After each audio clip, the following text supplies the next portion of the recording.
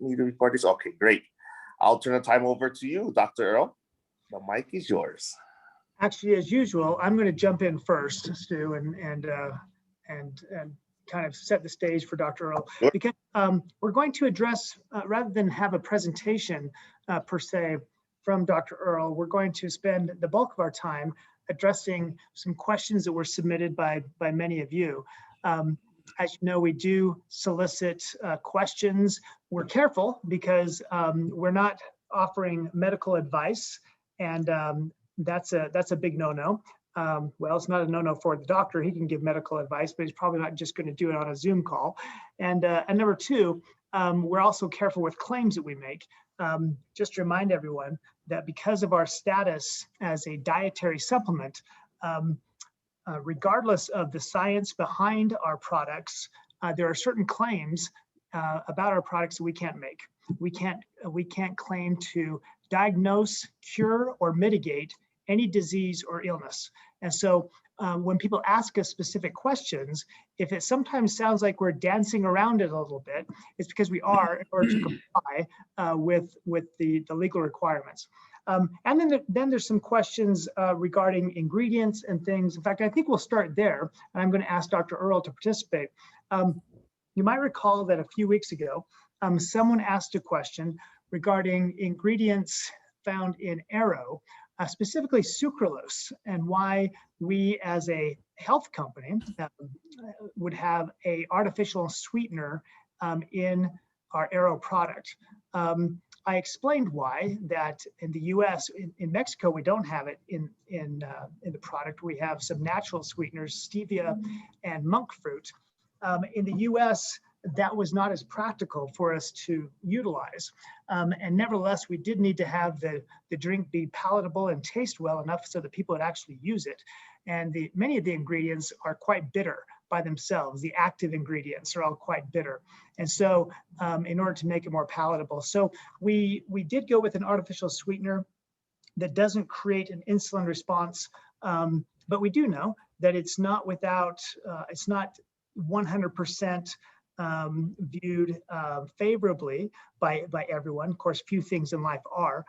So I will say that we are endeavoring to, we don't think there's a problem with the ingredient, but if we can replace it with a different type of sweetener down the road, we're going to do that. I can tell you that our advisory board members, as well as our nutritionists, whether that be Sinead Irwin here in the US, Annette, what's Annette's last name?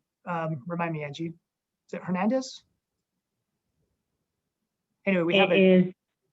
Annette Jimenez. She's our nutritionist who advises our Mexican distributors. And then Momoko, what's her last name, Stu? Clark. A good Japanese name, right, Vita? She recently got married in December, so yes. She is. They're all nutritionists and very knowledgeable about supplements. And so I will say that ingredient hasn't given them any pause. But nevertheless, we are interested in feedback, and so we'll follow up with that. On that same line, someone asked about maltodextrin, which is also an ingredient found in Arrow. And I can tell you that the reason that ingredient is used in products like this and others is really for a twofold reason. One is in the manufacturing process, when ingredients are blended and then run through machines in order to be put into canisters and to be put into stick packs, individual use, some of these ingredients are kind of sticky and they don't flow very well. And so what companies do is they add what are called flow agents, and a maltodextrin is one of those flow agents that helps these ingredients go in the manufacturing process, be utilized more efficiently. And in the case of maltodextrin, because it's also has a bit of a sweetening effect, we use it for that reason as well.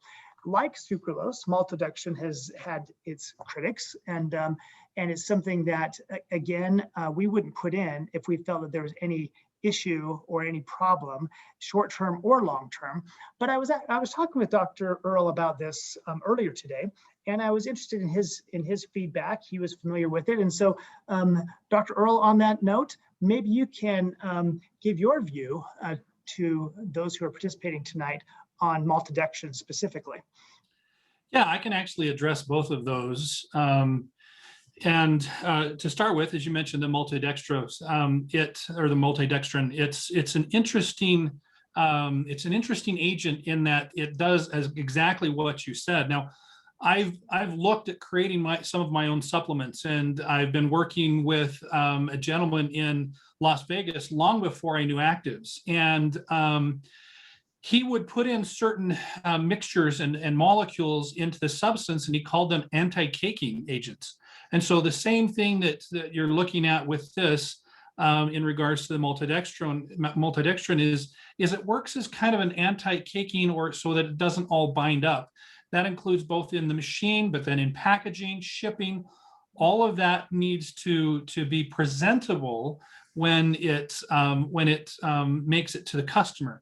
And all that's fine and good if you're thinking just as far as product presentation, but a lot of the other research, and I don't say this lightly, because the reality is many people out there get very strong opinions about certain sweeteners. I know I had some very strong opinions about certain sweeteners, and I originally started with some strong opinions about sucralose and multidextrin and those type of things. But that has softened as I've looked and continued to look at the research. What I found is, as I looked at some of the data, if I found something that had an absolutely scathing report, oftentimes it was funded by the competition. And that's sad to say, but that's just the reality. They've really been looking into the maltodextrin in Europe, and some of the and they've been doing longitudinal studies. So understand, when there's several different types of studies, some that are just very short, and they say, okay, did this, and they make all these assumptions based on these short studies and these short markers. A perfect example is, when you eat a lot of rice, they'll talk about, well, it spikes your blood sugar and it does all these other bad things. But in the long run, what it does is it also raises something called butyric acid that's made by the intestines in your colon. And we all know the benefits of butyric acid. And so you can't throw out the rice with the bathwater. Yes, I did use that analogy. You can't just say, okay, it's no good, because the reality is it has huge potential when you start to look at the long-term studies. And that's what they're doing in Europe. And they're starting to see that the multidextrin, it does, bump sugars a little bit, it does have a little bit of an insulin response, those type of things. But the longitudinal studies are showing that the effects on the bacteria, the microbiome, and in your body are really not that significant in comparison to other things. And so anytime you start to create a supplement, you don't get the perfect everything and the perfect everything for everyone. You really have to look at balances of I say cost versus benefit, but something's there's going to be a downside, and cost just isn't dollars. I apologize for that analogy. It's not just dollars. There's going to be a downside and there's going to be a positive, and you have to blend those two in a very intellectual way in order for it to make sense. And that's really what we have to look at when we make these. And considering the alternatives, aspartame and some of the others, I think that the choices that we've made have been very smart, and we look forward to moving forward. Great. Well, on that note, people also ask us, kind of knowing as we do, here in the U.S. especially, ever since the laws have changed that have allowed pharmaceutical companies to advertise directly to potential patients, they talk, it seems like 10 seconds are spent on the benefits and why they might want to do it. And then the rest of it is all about the side effects and things to watch out and things that they've witnessed, all that kind of stuff that are kind of scary. And so people ask those type of questions. Specifically, someone has asked about where our products are metabolized. Which organs are they metabolized in the liver? Are they metabolized in the kidney? Now, that's actually kind of a complicated question, to tell you the truth, when it gets into human metabolism of substances. But I think the underlying reason for the question is because basically they're asking, is it contraindicated? If people have liver disease, should they be taking the product? If they have kidney problems, should they be taking the product? So let's talk a little bit about the metabolism issue first, and then we'll go wider and expand into any potential contraindications. So first on the metabolism issue, and in regards to where, a little bit on the how, and then, if people have issues with those organs involved, whether they should be taking the products or not, doctor. Great. So let's start with one of the components that not many people think about, which is in two of the trifecta, and that's the DEX or the Psylock technology. So the Psylock technology really is, it's a group of sugar molecules that are combined in such a way that it makes a cage. And that cage is made up of dextrose or simple sugar molecules that are organized in that fashion. And that is why the body so readily absorbs it and gets it into the tissues. That is also why these fragile molecules that we introduce inside of those make it past the acid of the stomach and past the alkaline of the duodenum and ultimately get absorbed and have their dynamic effects. Well, that is eventually, that Psylock technology is eventually broken down, and it's then metabolized just in the normal sugar pathways. It goes into the cell, gets into the Krebs cycle and et cetera, and makes the ATP and et cetera. The other thing that people may ask in that regard is, gosh, sugars and diabetics. I got to tell you, there is so little quantity in regards to these nutrients, as far as that's the dextrose, the DEX key is concerned, that you're not going to see a bump in your sugar from the quantity involved. And so again, from that standpoint, so for the DEX key, and that's in Link and Optimend, we see that just metabolized very cleanly by the body. Then let's look at Link, butyric acid. Butyric acid. I'm always amazed at the there's information out there that talks about butyric acid could this or maybe does that, but the reality is it is amazing. It is one of these foundational miracle molecules that just does amazing things throughout the body. Everything from help your body repair the endothelial cells, and that includes, your lungs, your blood vessels, your skin, and your intestines are all lined with endothelial cells. And so if you worry and wonder about where that's metabolized, that's where it's used. The body, those cells prefer that food source. And so they will gobble it up as fast as you can get it into your system. And so it's put into, again, this Krebs cycle through the fatty acid. Again, this is a short chain fatty acid. So it's put through that cycle and we extract energy from that just the way you would any other fat. This is a short chain fatty acid. And then some of that obviously is used by the liver, but it's used as an energy source. And so it's just its metabolism is very clean. It's not a strain on the system at all. And so very clean from that standpoint. Tetrahydrocurcumin. So now we're talking about Optimend. So Optimend, again, a natural enzyme breaks down the curcumin, gets us the tetrahydrocurcumin. It's then locked in this DEX or Psylock technology, gets into our system in high enough amounts that it can have its great impact. And it's a very powerful anti-inflammatory. Works both directly on inflammation and then actually alters the epigenetic sequence so that the inflammatory markers all decrease across the board. Well, what happens in the body is this is actually metabolized in a couple of different ways. And so if it's passed through the kidneys, then the kidneys will filter some of that out, and we'll see a little bit in the kidneys. But for the most part, it's connected, and I want to make sure I get the pronunciation here correctly. It's connected with a gluconoride conjugate. So that means a glucose is basically connected with it in the liver, and it's excreted into and with the bile. So it makes its way through the liver and is excreted into the bile. Again, not a big tax on the system. I looked at some toxicity reports and other reports, and boy, it's really hard to see any kind of toxicity. And most people, if they're worried about metabolism, that's what they're worried about. If it's metabolized in an abnormal way, it creates toxins. No issues as far as that's concerned. And then last is genomics. Genomics is really a compendium of a lot of different substances. And most of those, as far as I could tell, do pass a little bit through the kidneys, but then for the most part, they're broken down in the liver through the cytochrome P450 system. That's a system that is, it's ubiquitous as far as breaking down certain chemicals and compounds. And the body is very adept at doing that. No toxic residues as far as those are concerned. Great. Well, I always forget if it's P450, P451. No, I'm just kidding. 220, There will be a 21, test. There will be a test on this later, everyone. Right. But what some of you might recall that are familiar with Protandim is that there were some studies done on that in regards to liver toxicity, fatty liver disease, that type of thing, and it was shown to be very beneficial. And I can tell you, based upon conversations with Dr. McCord, that the same benefits that we're seeing in that product would be even more manifest, even more powerful, because because Genomics operates along the exact same pathways. It just does so more efficiently and with a greater potency.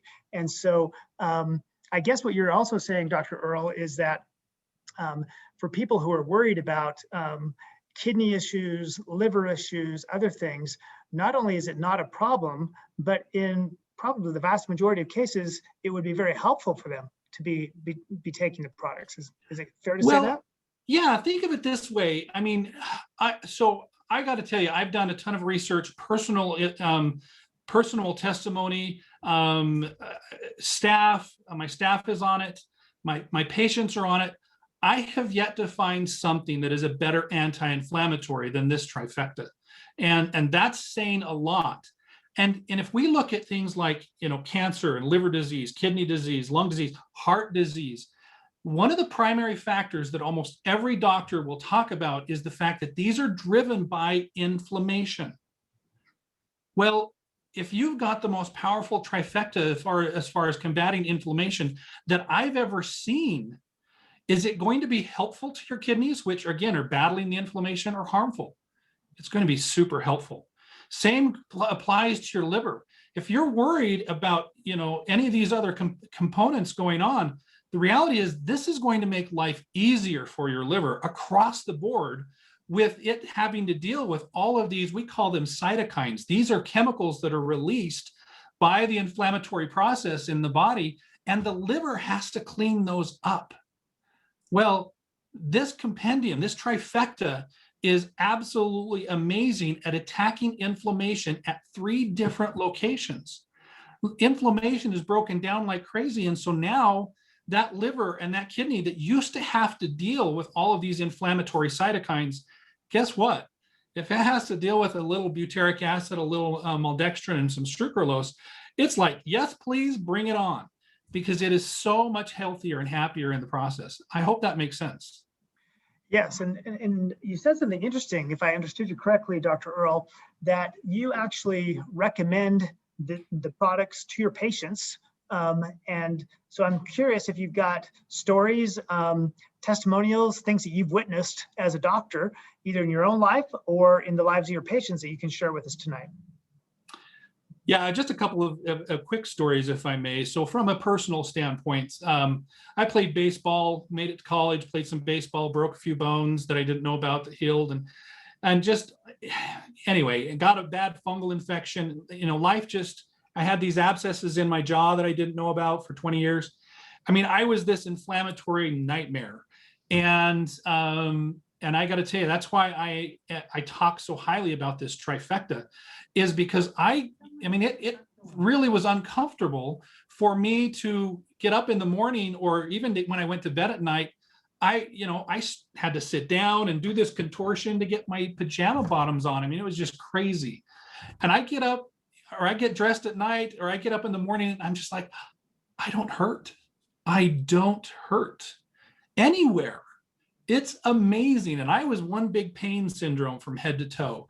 And a big part of that is, and I've been doing a lot of things to try to improve that, but a big part of that is this trifecta. And just yesterday, I was having a discussion with my assistant, and she said, you were right. And I said, about what? And she said, well, you were right again. I said, well, I'm sorry, because she, was kind of upset about me being right again. I said, I'm so sorry. She said, no, it's a good thing. And she said, I'd given her some, full bottles of these trifecta, and she went home and she took it. And just like many of us, we took it, and the changes were so gradual over time. She's like, I'm not really sure, blah, blah, blah. Well, then she ran out and it was like, ah, she came running in. She's like, do you have any more? I just need a couple for a few days until I can buy my own. And that just happens again and again and again. It's to the point now where my patients don't make it out of the office without this trifecta as much as we can. Obviously, I have some patients who are like, oh, hocus pocus, blah, blah, blah. That's the reality of life. But, they're just noticing great differences. All my staff love it. I have a nurse practitioner who had breast cancer, chemotherapy. If anyone's had chemotherapy, the reality is the joint pain, the arthralgia, the discomfort, the dysfunction that happens is just amazing. And she was on mega doses of ibuprofen, and they were talking about other big pain meds and all of these other things. And I gave her a bottle of Optimend and I said, try this. And she did. And she does not skip a day, morning and night, that she takes her Optimend. She says that has made all the difference in her life. It's huge. Well, I appreciate you sharing that. It's great that on calls like this, or when you encounter people out there who are asking about whether or not, Link will help with this condition or Genomics will help with that condition. It's really easy because you don't have to be a doctor and you don't even have to make illegal claims. It's really easy. Few products have the ability that ours do to say, well, I'm not sure. What you might want to do is just Google, Nerf2 and blank, oxidative stress and blank, butyric acid and blank, curcumin and blank. And I'll tell you what, I have yet to find anything. I actually have a game one night on one of these things, medical form. Give us your condition. Okay, one, I've not proven yet the link between baldness and lack of Nerf2 and that. So I still am researching that a lot more carefully. But the hair and height formula that we're working on has been an abject failure so far. But with everything else, there has been a direct connection and a direct link. And you can just tell people, you don't have to take my word for it. You don't have to believe our doctors. You don't have to believe anything. Just go look out there. Just yesterday, my youngest son and his girlfriend were visiting us from Vegas, and she had gone to go visit her family, and she was talking about how her mother was suffering greatly from diverticulitis. And apparently diverticulitis is just extremely painful and is not easy to treat. And sometimes it involves surgery, and sometimes even that's not successful. And the only reason I know anything about it is that another member of our advisory board, Richard Jones, has suffered from diverticulitis for quite a while. And he was on the brink of going and having surgery, which I think involves, Dr. Earl, is that they take a portion of the small intestine? Is that what they do? No, it's usually the colon, so the large intestine, and they typically take that piece out. It's a major surgery. So they do that. So I said, well, I'm not sure if it'll help, but I actually talked to Dr. Earl, and then I talked to Dr. Maroon. I said, is there any reason? They said, yeah, there's really sound medical reason as to why this could help him. Richard now refers to Link as his, quote, magic pills, and he won't go without them. He says, this is amazing. And now he had an acquaintance who also was suffering from diverticulitis. He tried to give her some Link. Well, he gave her some Link. He tried to get her to take it. She just didn't do it. And so she ended up undergoing a surgery and has had, I think, a small measure of relief, but she has told him over and over again, wow, I wish I would have done what you did, and I would have taken this product. And so it was great for me to say to my son's girlfriend, here's an experience. I won't tell you that it's going to cure the diverticulitis, but I can just tell you there's good medical evidence, and there's experiences that people have had that I know personally where it's made a great change in their life. And I don't know about you, all of you on this call, but it just gives me a great amount of assurance and reassurance that it's not just a sales pitch. It's not just stuff we're making up. I mean, we really have things that are making a difference, kind of like Dr. Earl refers to, these foundational molecules.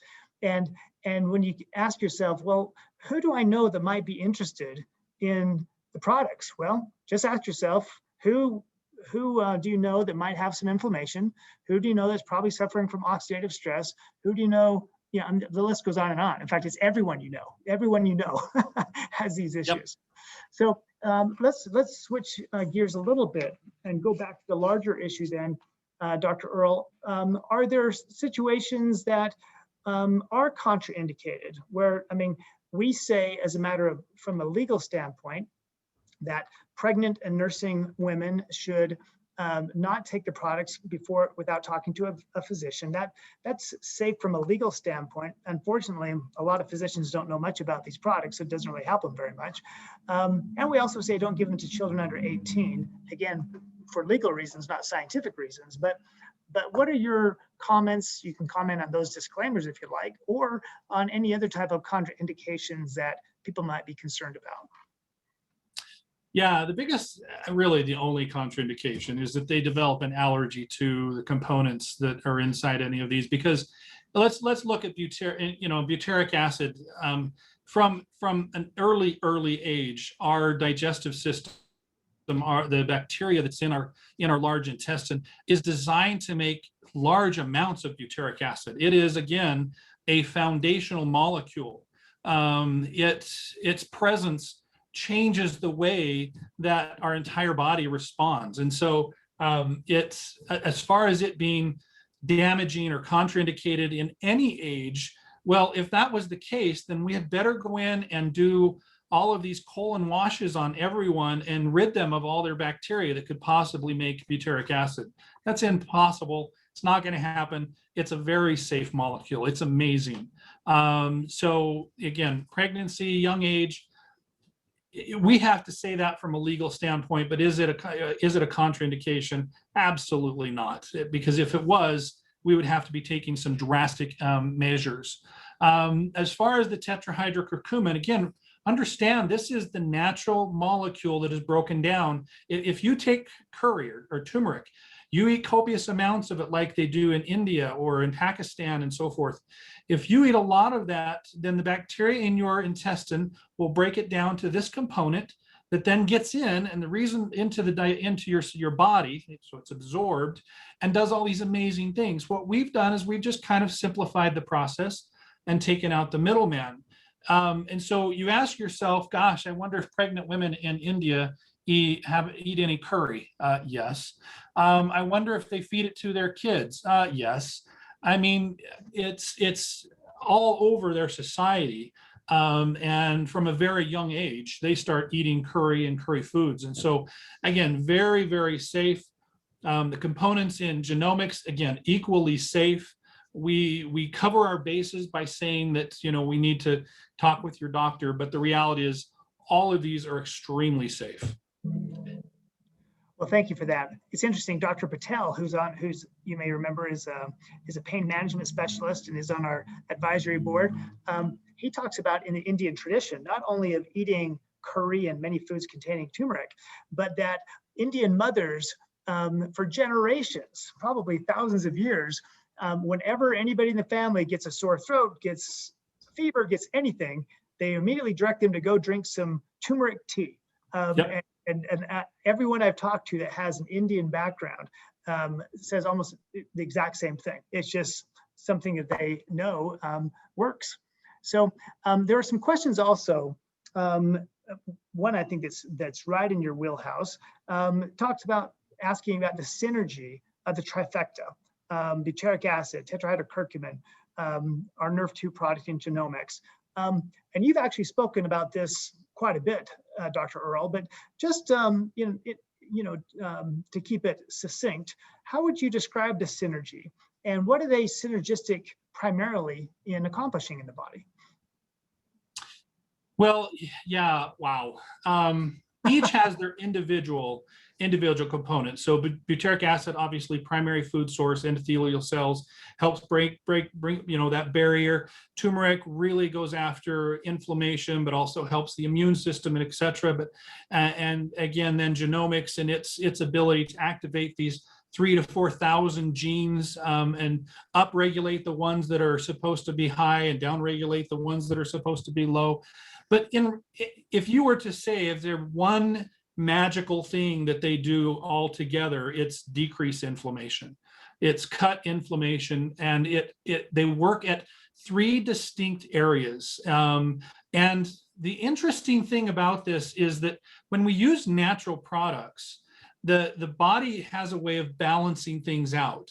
What we run into is, essence medicine is what the pharmaceutical companies use, and that's where they try to extract out the magic compound that it makes all these differences.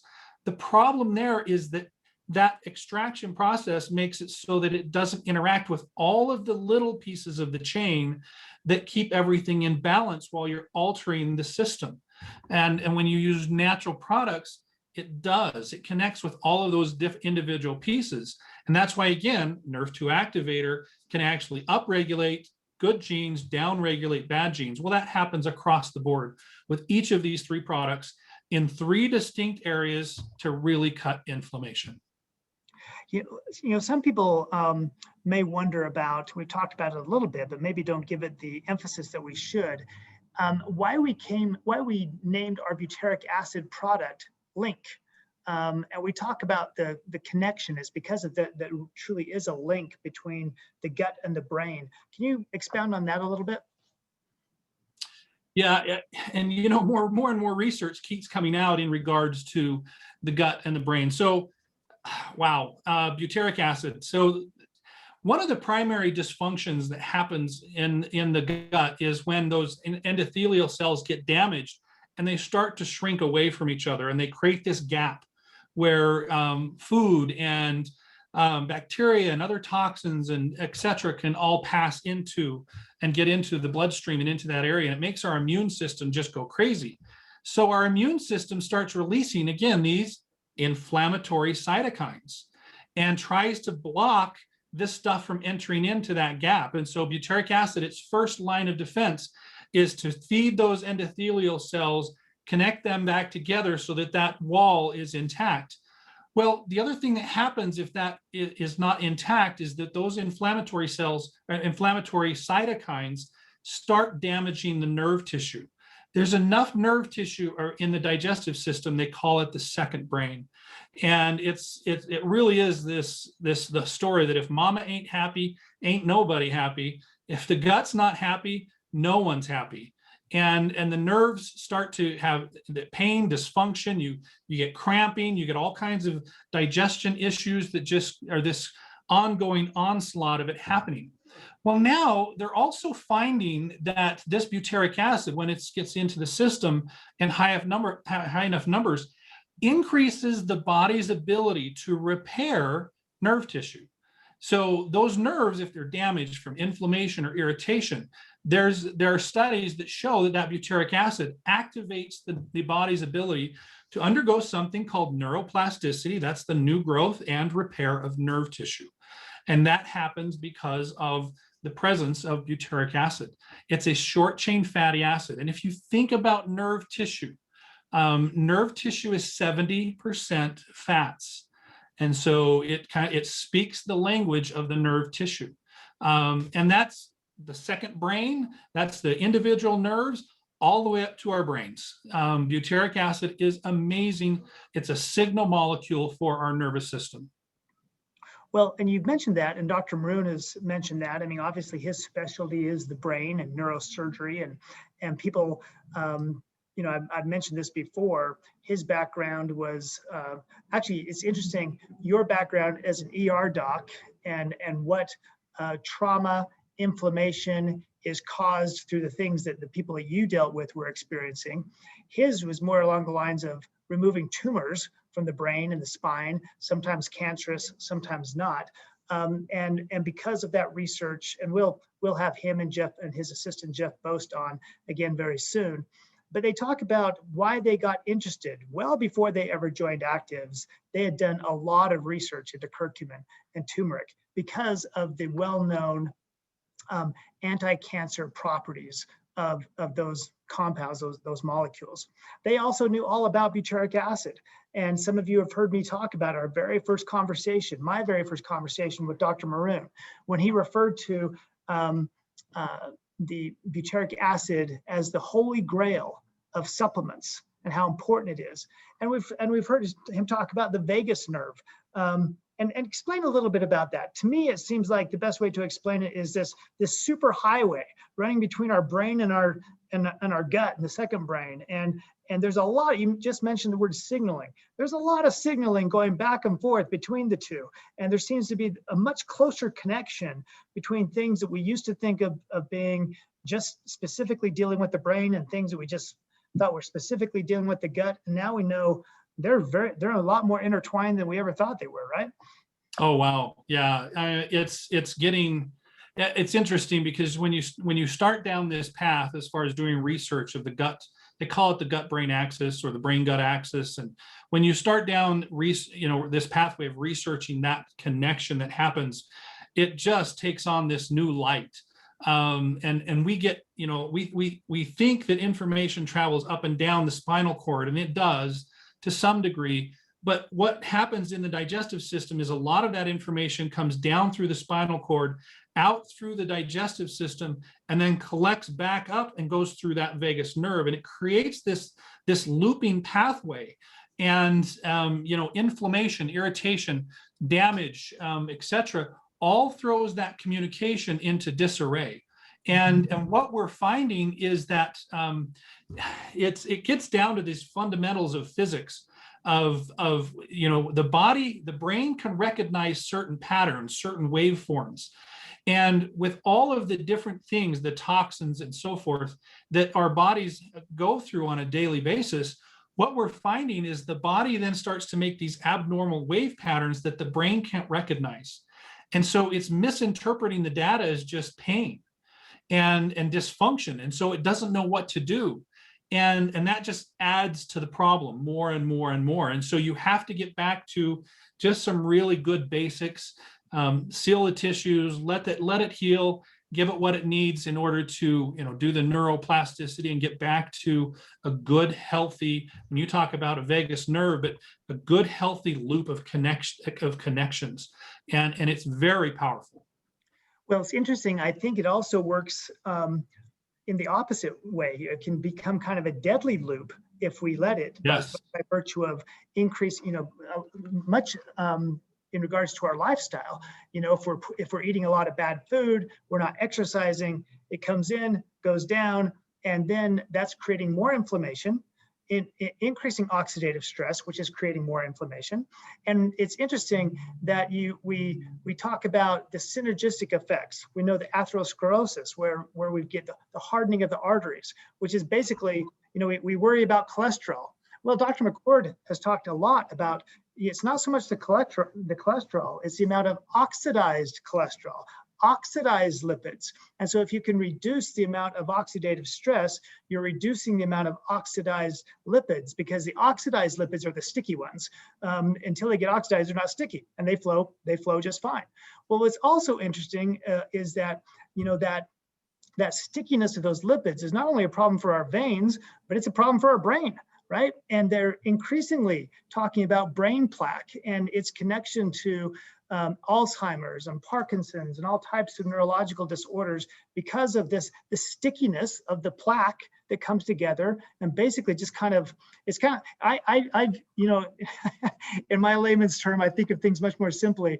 I kind of thinking about it, if you put a tarp over your grass and didn't water it and just let the sun beat down on that, and you remove that tarp, the grass is going to be dead underneath it.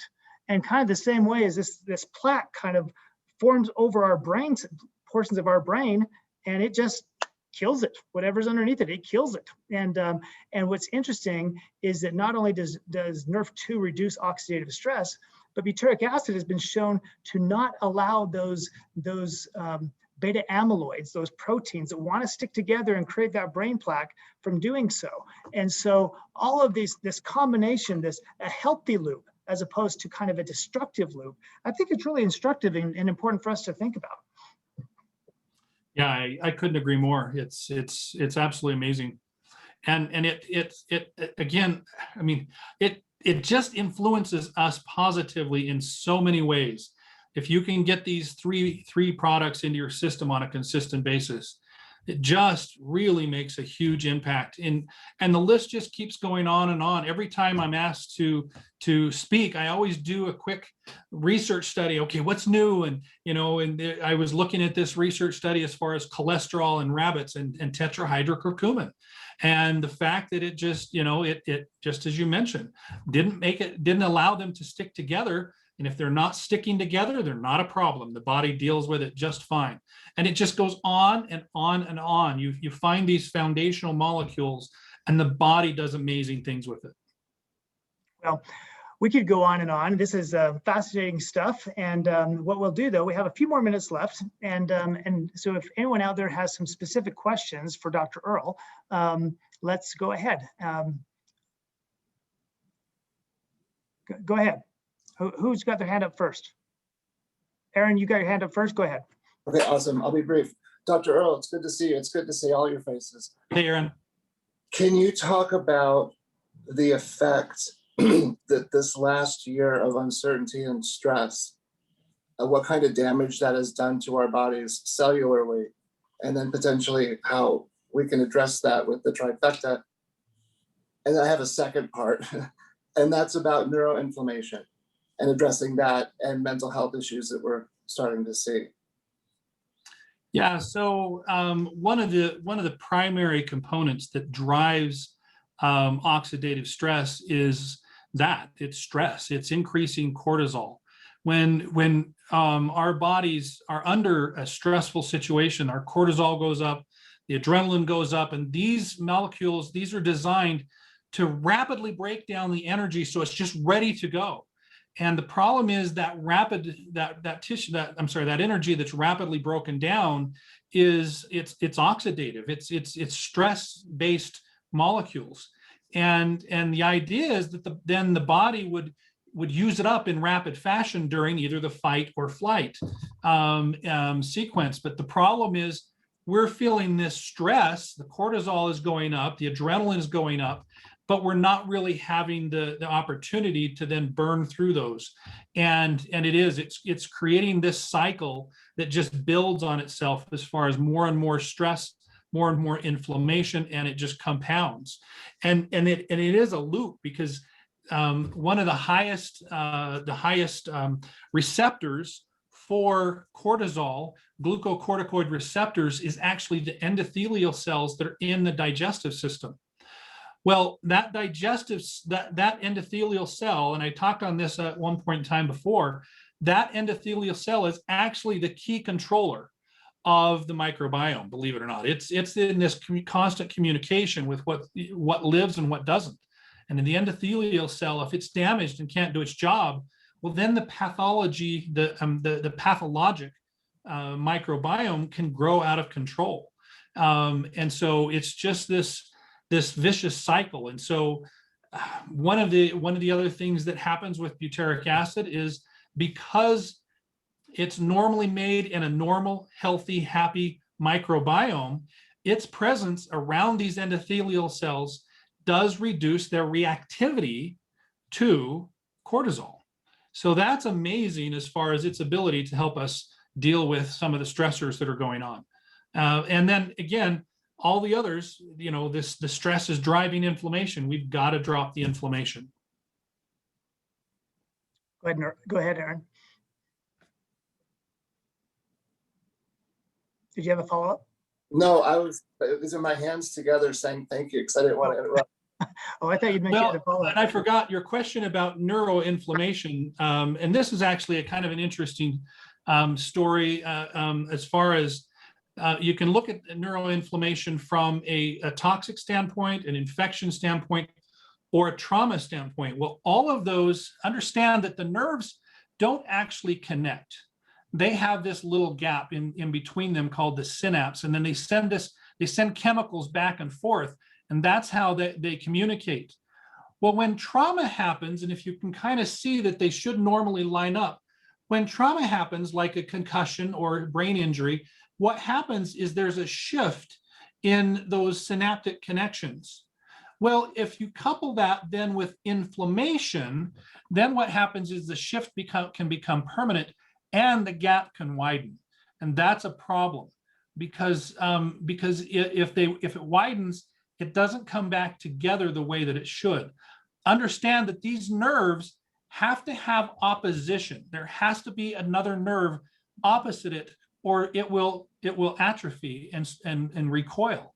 And so when you start to look at neuroinflammation from a trauma standpoint, that happens. Well, toxins will actually increase the inflammation and broaden the gap, as will infections. And so when you start looking at, does the trifecta help with brain injury, brain trauma, toxins, all of those things? Yeah, absolutely. Because you need to get that inflammation under control so that the body, the brain, the nerves can be in approximation so that they function appropriately. I hope that helps. Aaron, your question reminded me of something I read just today. It talked about a large survey about the effect of the pandemic on the mental health of college students. Found that 91% said that they struggled with stress and anxiety. 81% suffered from disappointment or sadness. 80% from loneliness or isolation, and 48% from financial setbacks.